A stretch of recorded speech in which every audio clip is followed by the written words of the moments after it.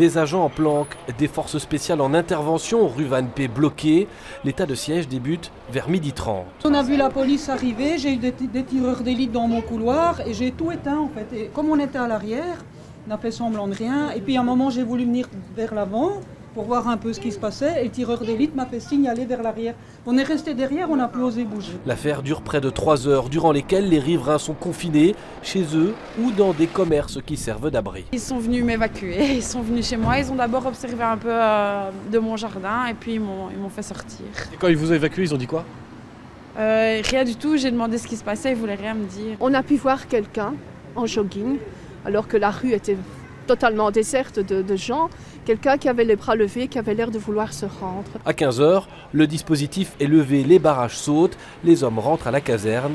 Il s'agissait en fait d'une fausse alerte lancée par un homme aux propos incohérents mais inquiétants. Cette personne a déclaré ce matin être victime de menaces. Plus tard dans la matinée, il y a eu la déclaration que peut-être un assassinat aurait eu lieu dans une des habitations dans les environs de la place Saint-Denis à Forêt. D'autres témoignages ont parlé de un ou plusieurs hommes potentiellement armés. Au final, pas d'armes, pas d'arrestation et beaucoup d'agents mobilisés, dont certains des forces spéciales.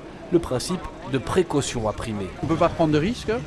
C'est quand même une voie où il y a le passage du tram, c'est une voie de circulation importante, c'est une rue commerçante, donc les forces disponibles ont été centralisées sur cette zone. À 16h, la vie reprenait son cours dans le quartier de l'Abbaye de Forêt.